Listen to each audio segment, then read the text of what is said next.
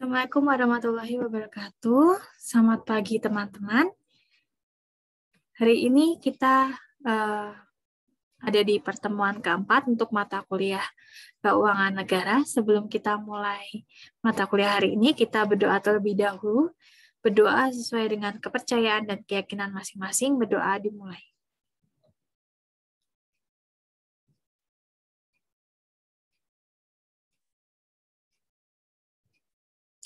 Cukup? Saya akan share screen sebentar.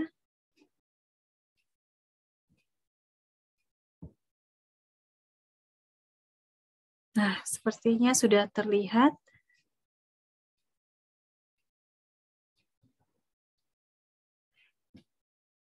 Untuk mata kuliah ini, seperti yang sudah kita tahu, diampu oleh Mas Pandu dan saya. Untuk hari ini, saya akan mengisi untuk materi pendekatan teoritis dalam penganggaran publik. Jadi dimulai dari tentang pertanyaan keuangan negara itu sebenarnya apa sih? Apa yang ada di dalamnya? Apa yang kita pelajari gitu.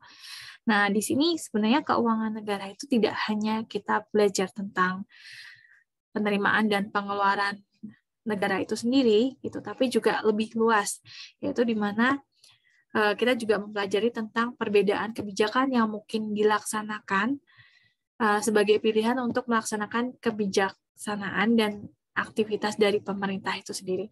Jadi secara mudahnya, jadi penganggaran publik atau yang di sini sebagai keuangan negara itu sendiri ditujukan untuk kebijakan-kebijakan yang nantinya dipilih oleh pemerintah untuk melaksanakan program-program pemerintah itu sendiri, terutama untuk kebijakan fiskal ya, teman-teman.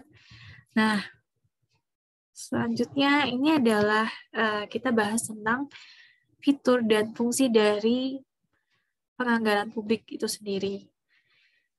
Jadi, penganggaran publik sendiri sudah berkembang dari tahun ke tahun dan pada abad ke-20 itu menjadi perhatian khusus gitu bagi ekonomi, politisi, dan masyarakat terkait dengan pengelolaan ekonomi khususnya, terutama juga dari pemerintah. Nah, contohnya di Indonesia sendiri, teman-teman sudah tahu dong tentang era-era di Indonesia, mulai dari Orde Baru, kemudian juga sebelumnya ada Orde Lama gitu. Jadi waktu di Orde Lama itu sebelum tahun 1965 ya kalau nggak salah, itu dipimpin oleh Soekarno. Nah, waktu itu yang menjadi konsen dari pemerintah itu sendiri adalah bidang politik.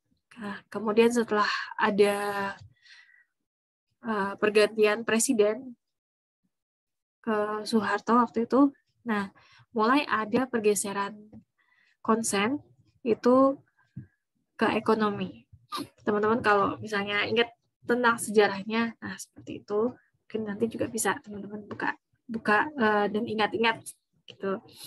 Nah, di sini menurut Thornwell, jadi penganggaran publik itu merefleksikan kebijakan-kebijakan pemerintah terkait dengan ekonomi gitu. Dan di dalamnya itu ada membuat penganggaran dan sistemnya juga, sistem penganggaran. Di mana penganggaran itu merujuk pada proposal finansial, yaitu dokumen-dokumen seperti rencana anggaran, belanja, seperti itu. Dan juga memuat terkait dengan sistem penganggaran itu sendiri, yang di dalamnya itu ada hubungan antara tahapan-tahapan yang mengkompilasikan semua dokumen seperti itu. Dan ini maksudnya tentunya untuk pelaksanaan dari apa yang tercantum dalam rencana anggaran belanja tersebut atau penganggaran publik tersebut. Nah, di sini juga sebenarnya penganggaran publik itu sendiri itu adalah suatu peramalan, baik itu dari penerimaan, kemudian juga pengeluaran, atau sering kita sebut juga dengan belanja, setiap tahunnya gitu, sesuai dengan kalender dari pemerintah itu sendiri. Dan juga untuk fungsinya kemarin, kita juga sudah membahas tentang fungsi penganggaran publik.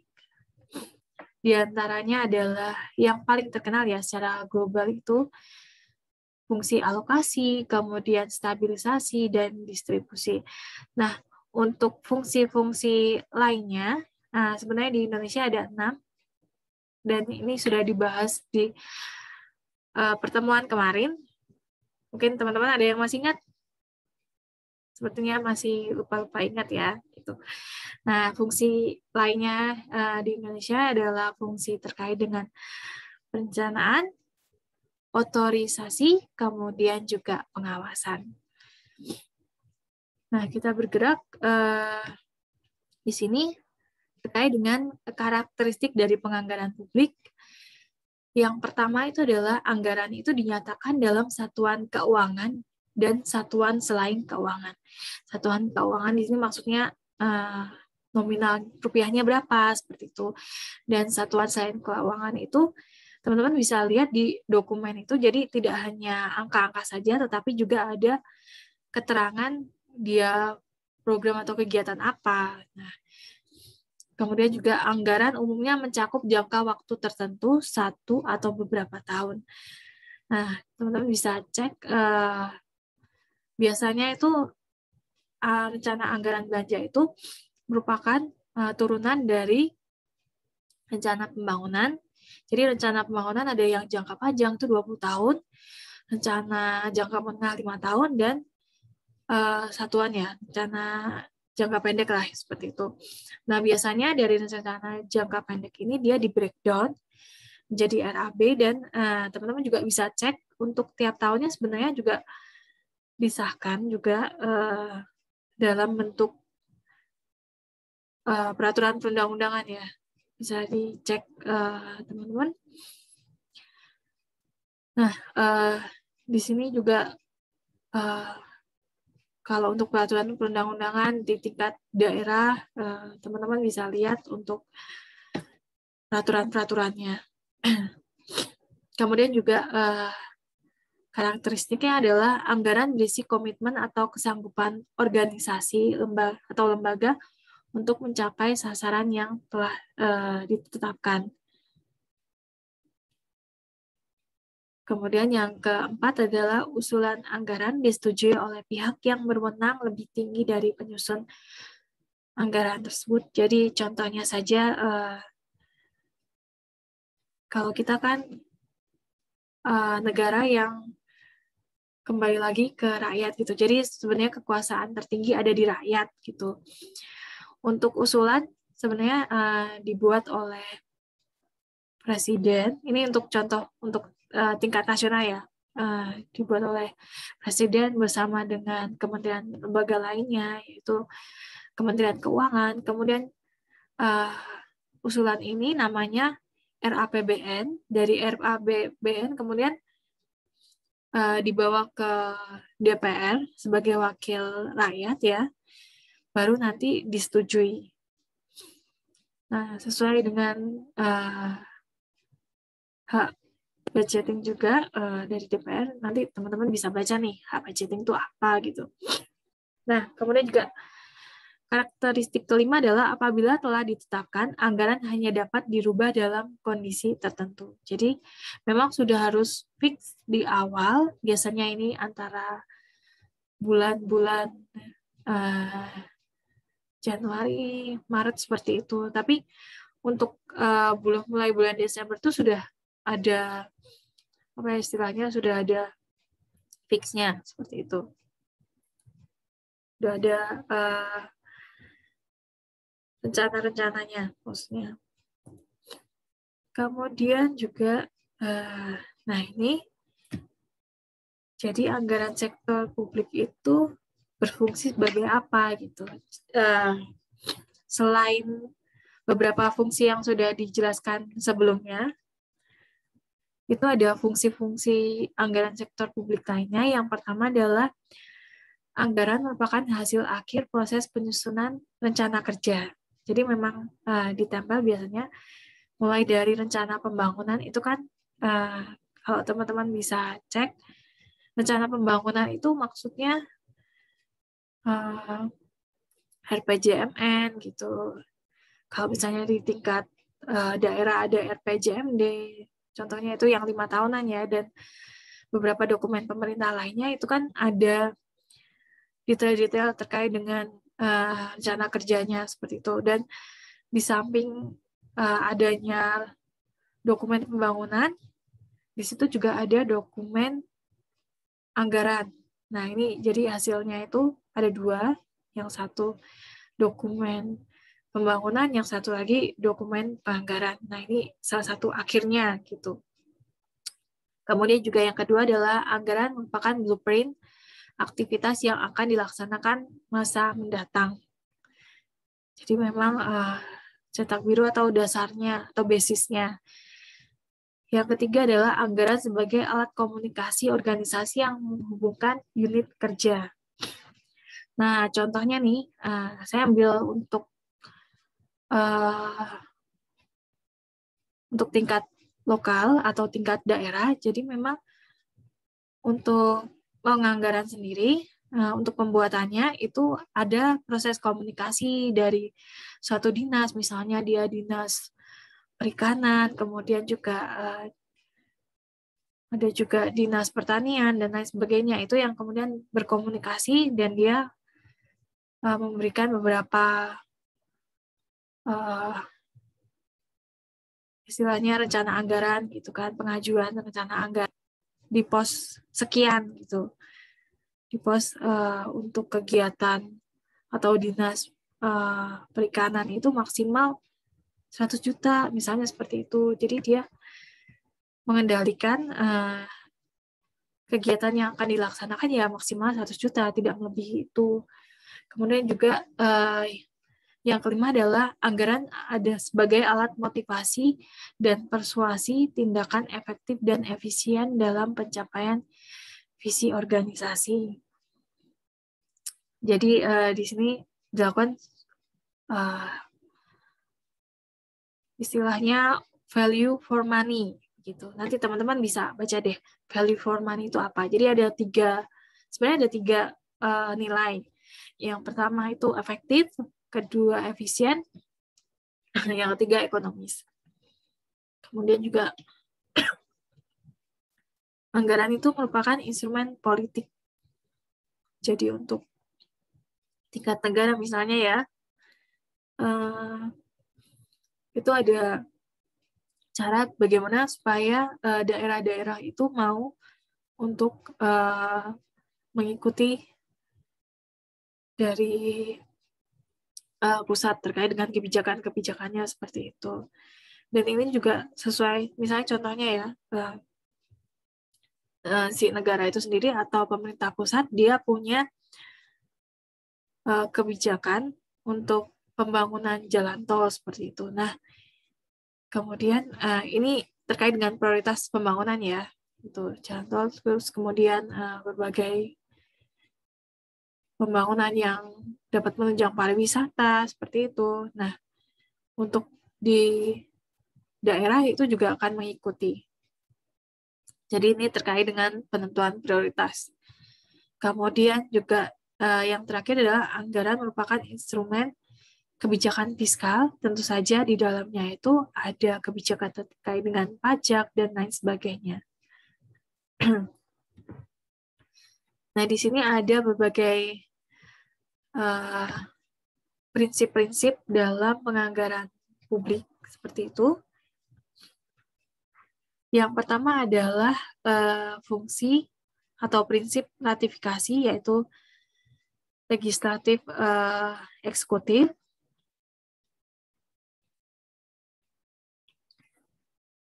Mohon maaf. Di sini sebagai contoh adalah pada awalnya untuk prinsip ini, jadi harus ada suatu persetujuan dari pihak-pihak lainnya, seperti contohnya tadi terkait dengan DPR seperti itu, terkait dengan hak budgeting dia gitu. Kemudian juga ada prinsip kedua dalam penganggaran publik, di mana dia itu harus komprehensif. Komprehensif di sini adalah semuanya itu harus muncul. Jadi spesifik. Jangan misalnya ada yang ditutupi begitu. Misalnya non budgeter itu adalah misalnya dana untuk seperti dana dadakan. Kalau dulu tuh namanya apa ya? Dana tidak terduga. Nah, seperti itu tidak boleh lagi ada seperti itu karena memang harus komprehensif dan secara detail. Kemudian juga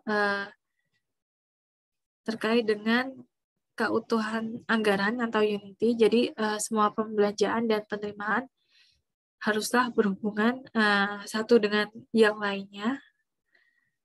Jadi dihimpun secara umum. Kemudian yang keempat adalah exclusiveness, yang itu memiliki konsekuensi finansial yang masuk dalam anggaran. Ini juga terkait dengan non-discretionary appropriation, di mana di situ harus ada merujukan ke value for money yang sebelumnya kita juga sudah bahas, yaitu value for money itu dalam prinsip 3E, efisien, efektif, dan ekonomi, seperti itu. Kemudian juga selanjutnya adalah specification, jadi anggaran itu harus spesifik, tidak boleh lagi ada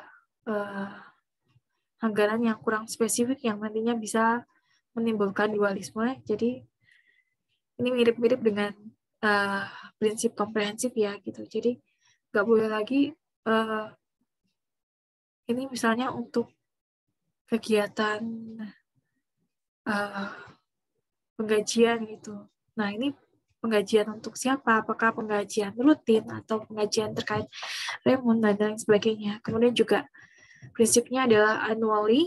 Jadi seperti tadi disebutkan memang untuk penganggaran itu dilakukan selama 1 tahun. Kemudian itu juga harus akurat. Akurat ini terkait dengan peramalan. Jadi dia harus layak dan pantas gitu. Jadi jangan sampai untuk peramalannya sendiri dia itu misalnya dari penerimaan, ternyata penerimaannya itu terlalu banyak atau terlalu sedikit. Kemudian belanjanya itu juga jangan sampai terlalu banyak atau terlalu over seperti itu ya. Nah, kemudian clarity, jadi harus jelas. Anggaran itu harus menggambarkan tujuan yang dapat dipahami. Jadi target-targetnya itu juga harus jelas seperti itu. Kemudian publicity, anggaran itu harus dapat diakses oleh semua pihak atau masyarakat. Jadi ini terkait dengan transparansi juga. Gitu. Nah ini terkait dengan jenis anggaran. Di sini ada 2 jenis anggaran. Yang pertama adalah anggaran operasional. Kemudian yang kedua itu anggaran modal. Oh ya, untuk prinsip-prinsip ini mungkin teman-teman tadi bisa membaca di Bismart itu ada tulisan khusus terkait dengan Maxwell gitu. Kemudian juga kita lewat saja anggaran operasional ini tuh anggaran yang seperti apa sih? Anggaran operasional itu adalah anggaran yang dibutuhkan atau digunakan untuk merencanakan kebutuhan sehari-hari dalam menjalankan pemerintahan. Atau salah satunya adalah belanja rutin gitu. Nah, belanja rutin itu contoh spesifiknya apa sih? Contoh spesifiknya itu adalah misalnya gaji pegawai. Nah, gaji pegawai ini memang dilakukan atau dianggarkan itu secara berulang-ulang dan ada setiap tahunnya. Jadi mesti setiap bulan itu ada belanja untuk penggajian para pegawainya.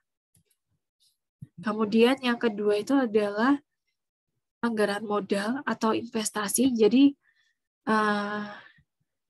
anggaran modal ini digunakan untuk rencana jangka panjang dan pembelanjaan atas aktiva tetap seperti gedung, peralatan, kendaraan, perabot, dan lain sebagainya.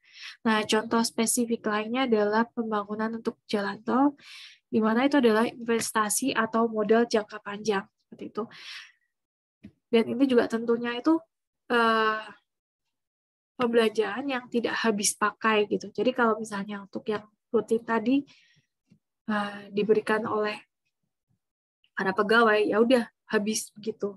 Tapi kalau misalnya untuk anggaran modal ini, contohnya untuk jalan tol itu, setelah dia belanjakan habis, dia itu bisa balik modal karena untuk membayar untuk penggunaan jalan tol itu ada biaya yang dikenakan gitu. Jadi dia bisa balik modal istilahnya. Nah, ini adalah siklus penyusunan anggaran mulai dari tahapan persiapan, kemudian tahap ratifikasi, tahap implementasi, dan tahap pelaporan dan evaluasi. Jadi memang untuk secara spesifik itu dia memang ada beberapa tahapan-tahapan gitu, tapi secara umum atau general itu ada 4 tahapan.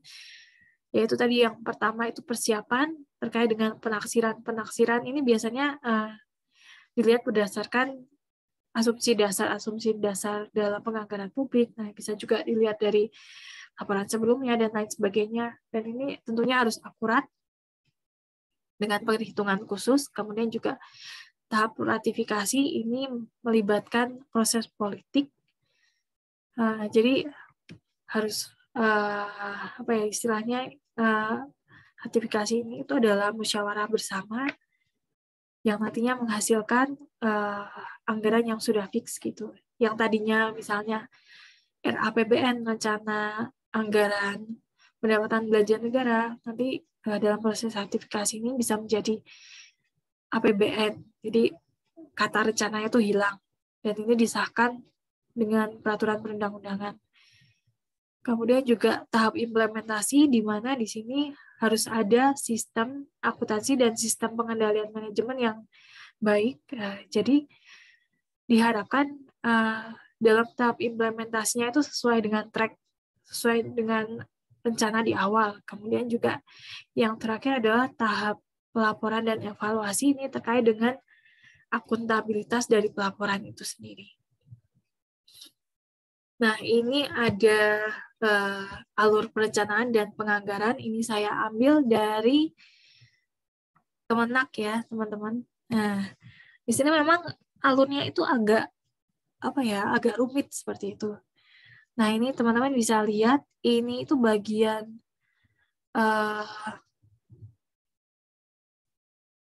rencana dokumen, ini bagian bidang pembangunan atau ini dokumen-dokumen pembangunan.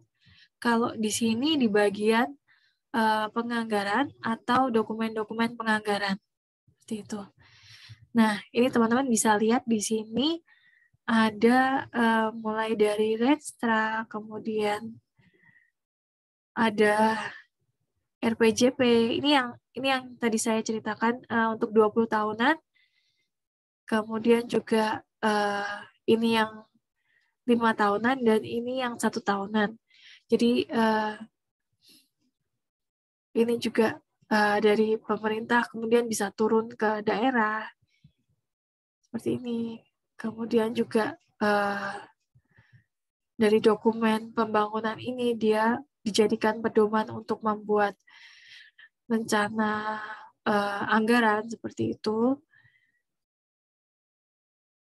Dan kemudian jadi APBN setelah disahkan oleh DPR seperti itu. Kalau di tingkat nasional DPR ya, kalau di tingkat daerah DPRD gitu.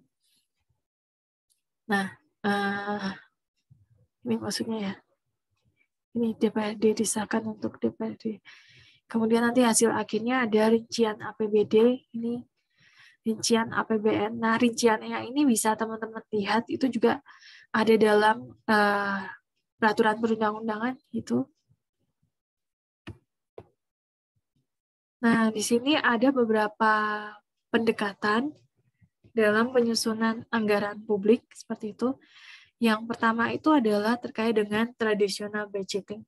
Nah, traditional budgeting di sini pada masa ini ya, itu ada dua jenis penganggaran. Itu yang pertama adalah line item budgeting, yang kedua adalah pendekatan incremental. Nah, kalau misalnya line item budgeting ini yang dia itu sering banget disebut dengan traditional budgeting. Jadi di sini ada pos-pos penerimaan dan pos pengeluaran. Kemarin yang seperti saya contohkan, budgeting dan e-budgeting, kalau misalnya teman-teman masih ingat itu.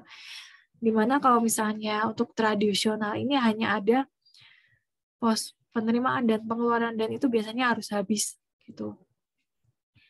Memang dia ini yang paling lama tapi paling mudah untuk dilakukan. Jadi bisa dilihat di beberapa daerah sebenarnya kalau misalnya dilihat-lihat itu masih menggunakan sistem seperti ini karena ini paling mudah gitu.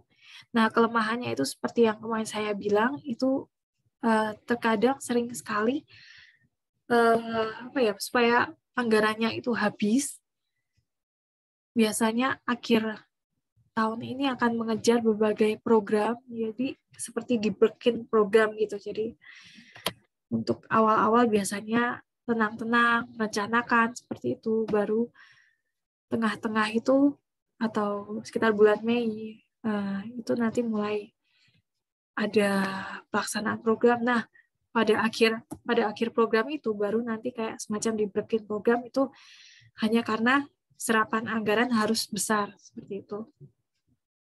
Nah, kemudian juga ada pendekatan incremental, di mana di sini itu sistem anggaran belanja dan pendapatan itu dimungkinkan untuk direvisi selama tahun anggaran berjalan. Gitu. Kemudian juga biasanya di pos pengeluaran itu ada pembanding dari periode sebelumnya. Itu contoh-contoh untuk itu pendekatan incremental. Dan setelahnya itu setelah periode tradisional budgeting itu ada juga periode new public management. Di sini sebenarnya ada 3 jenis pendekatan penyusunan anggaran. Yang pertama adalah pendekatan kinerja, kemudian yang kedua pendekatan sistem perencanaan penganggaran terpadu, yang ketiga adalah zero based budgeting. Nah, untuk pendekatan kinerja ini mungkin teman-teman sudah sering sekali mendengar, dan teman-teman bisa menemukan berbagai literatur terkait dengan anggaran berbasis kinerja. Di sini pendekatan kinerja itu didasarkan pada kinerja atau kegiatan dan unit organisasi itu. Kemudian di dalamnya juga ada pengukuran indikator kinerja. Dan di sini kalau misalnya kita lihat, memang ada perbedaan antara anggaran tradisional yang tadi sudah dijelaskan dengan anggaran kinerja sendiri. Di mana kalau misalnya anggaran tradisional itu dia lebih sentralistik, kemudian orientasinya hanya input, kemudian dia itu parsial atau sebagian saja. Dia jenisnya ada incremental dan line item, rigid departemen, dan bersifat tahunan atau top down. Ini terkait dengan sentralistik juga.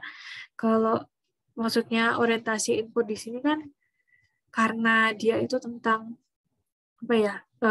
penghabisan anggaran. Jadi misalnya penerimaannya sekian, dia harus habis sekian. Jadi orientasinya itu pada penerimaan. Gitu. Gimana caranya penerimaan ini habis.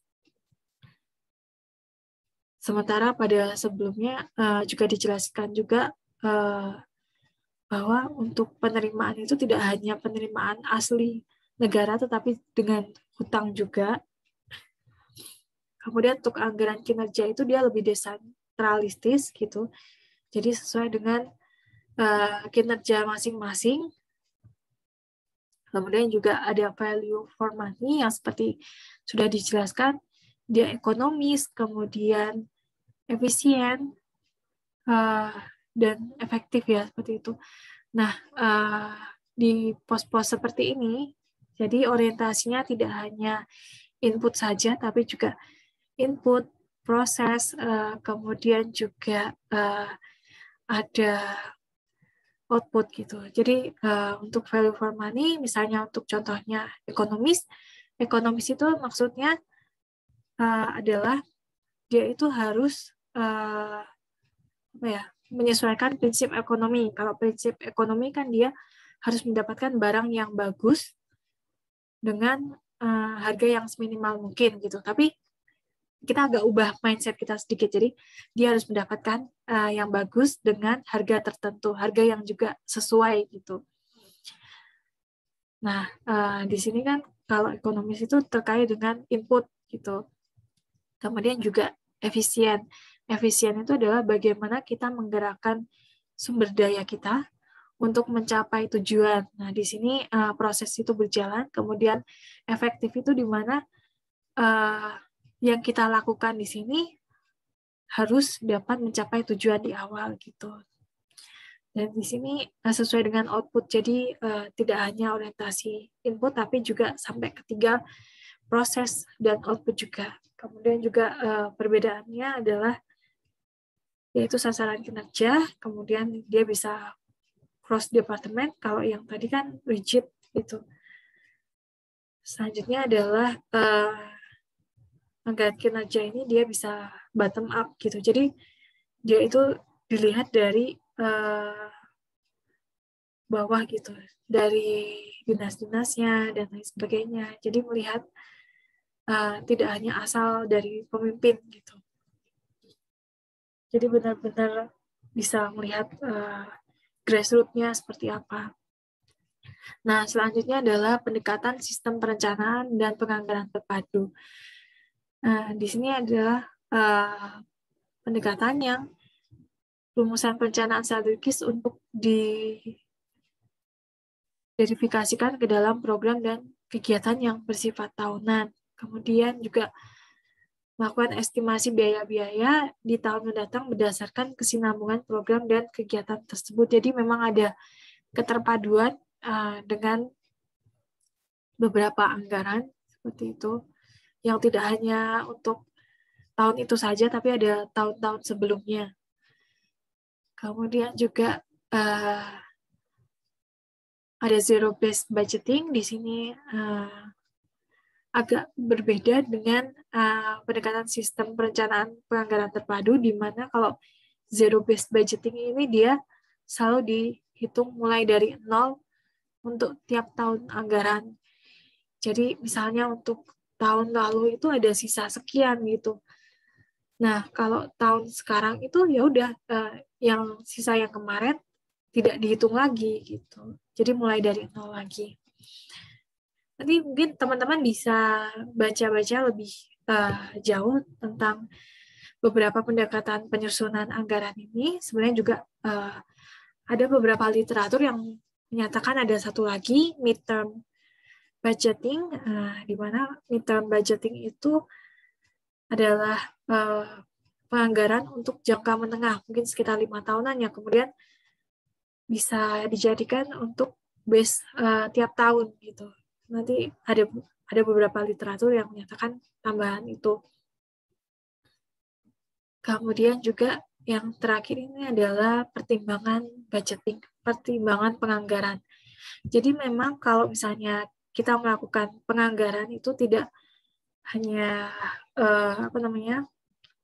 asal seperti itu. Jadi ada pertimbangan-pertimbangan khusus. Di antaranya itu adalah penjaringan aspirasi masyarakat. Jadi memang ada wadah tersendiri seperti itu. Nah, kalau misalnya teman-teman agak bingung ya, misalnya untuk anggaran nasional itu teman-teman nggak ngerasa memberikan pemikirannya gitu. Nah, sebenarnya pemikiran teman-teman itu sudah diwakilkan dari misalnya DPR seperti itu, kemudian juga kepala daerah dan lain sebagainya gitu. Jadi dijaringnya mulai dari situ. Tapi kalau misalnya untuk unit yang terkecil, yaitu unit desa, itu dia juga punya dokumen anggaran juga. Itu dia mulainya dari RT, RW, bahkan terkadang RT itu suka membuat rapat musrenbang namanya, itu dengan para tokoh-tokoh masyarakat seperti itu. Jadi memang tidak semuanya, tapi sebenarnya perwakilan gitu. Nah, perwakilan ini biasanya dia membawa beberapa aspirasi. Kemudian juga pertimbangannya adalah dengan melihat kinerja masa lalu, jadi dari tahun sebelumnya itu seperti apa. Kemudian juga kebijakan pemerintah pusat terkait dengan kebijakan strategis yang sedang dijalankan, seperti itu. Contohnya saja, kalau sebelumnya itu kan lebih fokus ke pembangunan jalan seperti itu, atau pembangunan infrastruktur. Tapi ketika adanya pandemi, ya semua itu berubah. Mulai dari anggaran itu dialokasikan untuk kesehatan, seperti itu. Juga dialokasikan juga untuk contohnya di pembangunan tower-tower untuk komunikasi, seperti itu. Bahkan untuk daerah-daerah juga harus menyesuaikan itu. Nah, pertimbangan budgeting yang keempat adalah terkait dengan asumsi dasar. Nah, asumsi dasar ini ada beberapa, contohnya adalah pertumbuhan ekonomi, tingkat inflasi, nilai tukar rupiah, suku bunga SBY 3 bulan, harga minyak internasional, dan lifting atau produksi minyak dan gas gitu. Nah, kemarin juga ini alasan kenapa kok ketika minyak dunia itu turun, terutama yang di Arab sana, ketika turun kok jadi berita yang fenomenal gitu ya. Terus sangat viral ya, karena memang dia bisa berubah pertimbangan budgeting dari suatu negara itu sendiri. Itu contohnya. Nah, kemudian ini juga ada perhitungan terkait dengan estimasi kapasitas keuangan daerah. Sebagai contohnya. Dan sudah sampai di sini kuliah untuk hari ini. Teman-teman nanti diharapkan juga baca literatur-literatur terkait dengan beberapa penganggaran publik gitu. Jadi contohnya juga penganggaran publik sekarang ini tuh dia itu lebih bisa berkolaborasi gitu. Contohnya yang tadi sempat saya sebutkan untuk rigid, kalau dulu kan rigid gini ya. Kalau misalnya ini untuk dinas X gitu, jadi dia itu harus menghabiskan penganggarannya tuh untuk kegiatan-kegiatan atau program-program yang ada di dinas X, atau dinas X itu misalnya dinas pertanian gitu.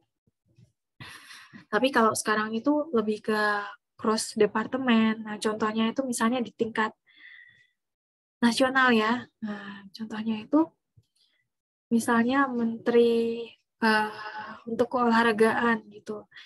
Jadi dia kadang itu dikasih penganggaran yang sedikit atau alokasi dana yang sedikit gitu. Sementara ada beberapa keinginan dia, misalnya untuk memajukan olahraga di Indonesia yang nggak hanya terkait dengan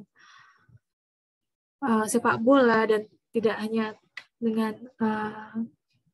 bulu tangkisnya, tapi mungkin misalnya dia ingin meningkatkan misalnya untuk voli atau basket. Nah, ini dia kalau misalnya mau meningkatkan voli dan basket, dia harus butuh lapangan atau tempat latihan yang lebih komprehensif, lebih baik seperti itu. Nah, itu contoh lainnya itu adalah dia dapat berkolaborasi misalnya dengan Kementerian PUPR atau Kementerian untuk BUMN untuk menyediakan tempat-tempat sarana prasarana bagi atlet-atlet yang nantinya bisa digunakan, dan juga misalnya berkolaborasi dengan Kementerian BUMN yang nantinya bisa dilakukan untuk pembiayaan atau pembinaan atlet-atlet begitu. Nah, sekarang bisa lebih kolaboratif dibandingkan untuk penganggaran yang dulu. Nah, teman-teman nanti juga bisa melihat beberapa contoh penganggaran lainnya terkait dengan subsidi negara seperti itu. Kemudian juga ada beberapa pos-pos yang disasar untuk terkait dengan belanja-belanjanya gitu. Mungkin sebelum kita akhiri mata kuliah hari ini, kita berdoa terlebih dahulu. Berdoa sesuai dengan kepercayaan dan keyakinan masing-masing. Berdoa dimulai. Cukup sampai di sini. Jangan lupa untuk tugasnya dikerjakan, dan jangan lupa juga teman-teman bisa mengisi forum diskusi seperti yang minggu lalu. Jadi terkait dengan apa yang teman-teman masih bingung bisa ditanyakan di situ, dan teman-teman yang lain yang lebih paham juga bisa memberikan pendapatnya atau bisa membantu menjawab itu.